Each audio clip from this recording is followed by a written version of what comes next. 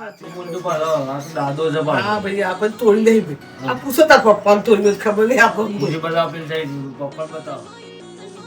આજના નવા બ્લોગમાં બધાનું સ્વાગત છે મિત્રો. આજનો બ્લોગ ખતરનાક થવાનો છે કારણ કે આજે ભાઈ શનિવાર છે ઓલરેડી અને આપણે બતાવશું કે ભાઈ ઘણા લોકો કહેતા હોય છે કે ભાઈ ઘરમાં જે આપણે પૂજા સ્થાનમાં મૂકેલી મૂર્તિ તૂટી જાય તો એ અખંડિત કહેવાય કે જ્યાંથી તમારા ઘરમાં નુકસાન આવી શકે છે મિત્રો.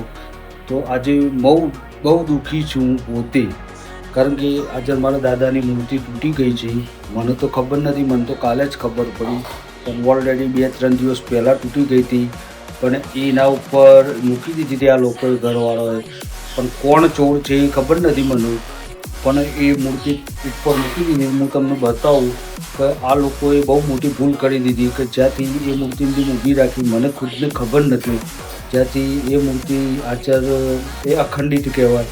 જે ખંડિત મૂર્તિ રાખવી એ જ આપણા માટે યોગ્ય છે. આપણે ઓલરેડી ઘરમાં આવી ગયા છીએ, કારણ કે ઘરમાં આવ્યા પછી હું તમને દાદાની મૂર્તિ બતાવું, હનુમાન દાદા, કે જે આપણા માટે જાન છે, જીગર છે, ભાઈ છે, મા બાપ છે, સબ કુછ છે મારા માટે.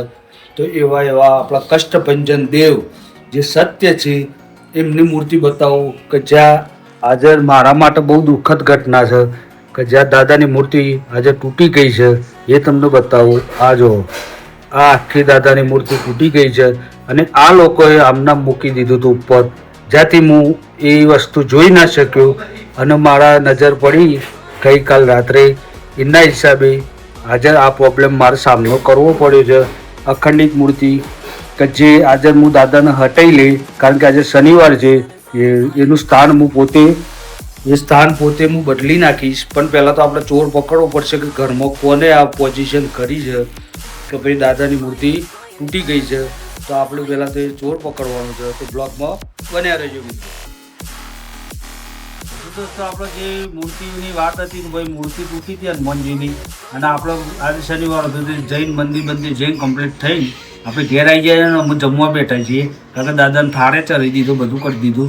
પણ આપણે એ મૂર્તિની વાત અધૂરી રહી. તો આપણે એ સ્ટાર્ટ કરીએ, કારણ કે મમ્મી પપ્પા બધો બેઠા છે. પૂછ્યા કે ભાઈ મૂર્તિ તોડી કુંદે, તો ચાલો ભાઈ કેમેરામેન આમ જવા દે. પૂછ્યા, મમ્મી બોલે મૂર્તિ તું એ તોડી હતી? ના ભાઈ આપણે તો મૂર્તિ તોડી આપણને કોઈ મૂર્તિ કોઈ ખબર નહીં. મૂર્તિ તોડી કોઈ ખબર હતી. દાદો છે. હા ભાઈ આપણે તોડી નહીં ભાઈ. આ પૂછો તાર પપ્પાને તોડી ખબર નહીં આપણને. પપ્પા બતાવો ભાઈ. અમને ખબર નથી. હનુમાન દાદાની મૂર્તિ ભગવાન નાળિયામાં હતી, પણ મને ખબર નથી કેને તોડી છે. હું તો તોડી જ નહીં. બતાવો ભાઈ, બતાવો પાછા એનો ખુશી. બોલો ભાઈ. આપણે તોડીને આપણે જોઈ જ નહીં ભાઈ. આપણે આમ દીવો કરી જતા રહે, પણ ખબર નહીં કોને તોડી શું છે. તો ભાઈ એમાં હું એક વાત કરું, કોઈ સાચું તો બોલતું નહીં, પણ ખુશી તું એ તોડી નથી પાછી? તારું ટેકોન નહીં, તું બધા આખા ગર્ભો ફરી વળ્યું. સાચું બોલજો. નહીં તોડી તો ભાઈ હું છે લ્યો કે દાદાના છોકરના હું બધાનો દાદાને જે આપણા હનુમાન દાદાના અમુક બધાને સોગન ગલાઈએ, કારણ કે દાદાને આપણે સોગન ગલાયા કે આનો કોઈ છુટકારો આવવાનો નહીં. તો ભાઈ આપણા દાદાના સોગન ગલાવું છું, જેને પણ તોડ્યું હોય એ દિલથી સાચું બોલી જજો, કારણ કે દાદો છે એ ખરાબ કરશે ને કે તમારું. તો દિલથી સાચું બોલજો ભાઈ. પાછળ કેમેરામેન જવા દે ભાઈ. પાછળ બોલ ભાઈ.